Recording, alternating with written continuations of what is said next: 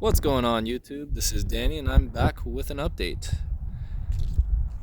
And as you can see here, I am happy to announce that the car is rebuilt and ready for sale. Man, she looks awesome. So, a couple of things. This video is going to go over the parts that I replaced. I'm going to make another video on the costs. I'll just pull up my Excel file and we'll go line by line on all the costs. And another video on the certification process, on how to get the vehicle from salvage title to rebuild title. So, a couple of things with this one. There were no major surprises. There was only one surprise with the air suspension. I did have to replace the shock over there on the driver's side front because it wasn't working. So on these Range Rovers, it is an air suspension. There's 3 levels, so there's a lower level, mid-level, and an upper level of suspension, and it just wasn't working. So that was about $600 to replace, but I'll go over that on the cost video. That was really the only major surprise. I did end up repairing the mechanical components, the axle, the tie rod, all that stuff that I showed you in the last video. The other thing I did do is replace the rims, because the other ones were really banged up and the front one was cracked.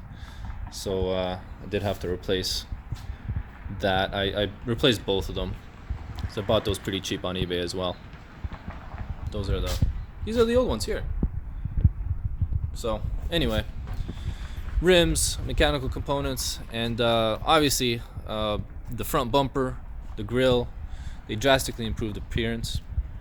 They're the Autobiography edition, so not the stock Range Rover HSC edition. I did end up getting a great deal on eBay for those. It was a package deal. It came with the front bumper, the grille, the rear bumper, the spoiler, the exhaust tips, even these side fender grills, all came into a bundle from an eBay seller, and they sold all that for $1,000. So that was an amazing deal. Couldn't let that up, especially with the improved appearance. Obviously it came in flat black primed, so I had to get those painted. But got those installed. They look great. The fit and finish obviously isn't 100% because they are aftermarket parts, so there's going to be some flush and fitness, or fit and flush issues as they call it. I did paint a new fender, so that looks good, and the doors as well. So the front and rear driver door, I was able to get just the shells. I painted them, and then because they're just the shells, there's the old door.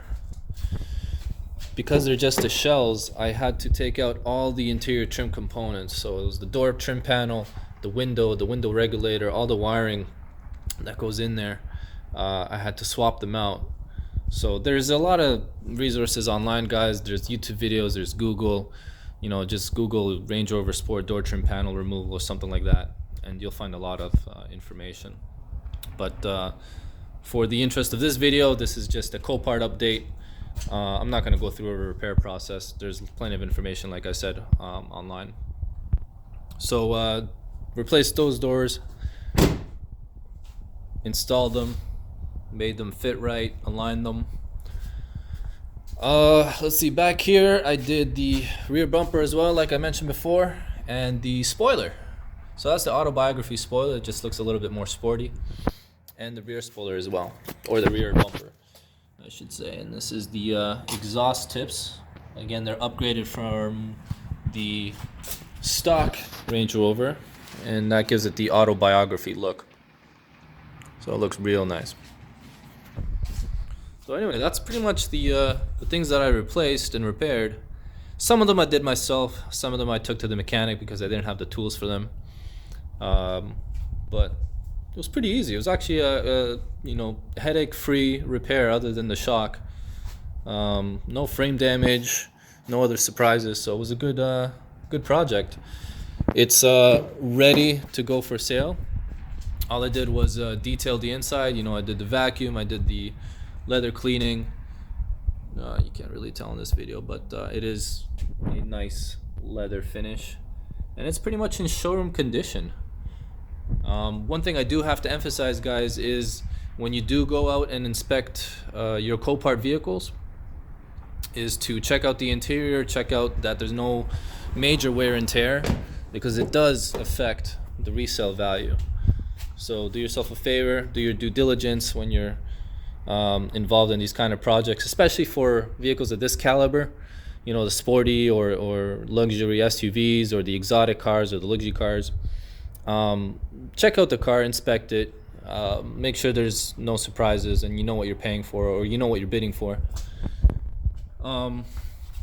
Yeah, so it's pretty much flawless. When I went to go inspect it, there weren't any major signs of wear and tear, which is why I really stuck to my bid price of my limit here was like $12,000. I wasn't going to pay anything higher than that for the bid, because I wanted to give myself a safety factor of $5,000 to $10,000 in case there was frame damage or engine damage, anything like that, right? You always want to give yourself a cushion, but I'll go over that in the finance video. So I mean, that's pretty much it. She's ready to go. She's been certified. She's now a rebuilt title, and she's ready to be sold, like I said, and be driven on highways and roads. Well, yeah, those are the old bumpers.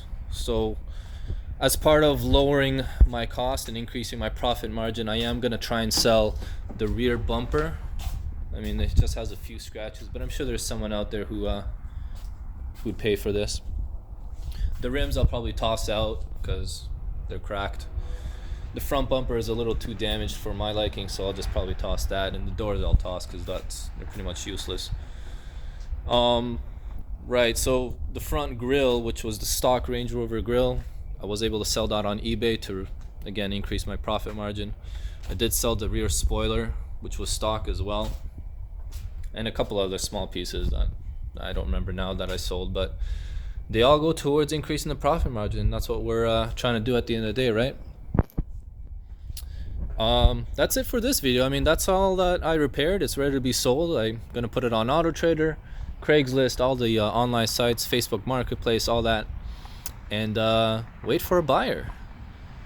And then once I do sell it, I'll put it on my Excel sheet, and then I'll make a video on all the costs. I'll go line by line and then see how much profit we made. All right, well, thanks again for watching, guys. I hope this was helpful. If there's any other details that I leave out, I'll probably include in the next video, but thanks a lot.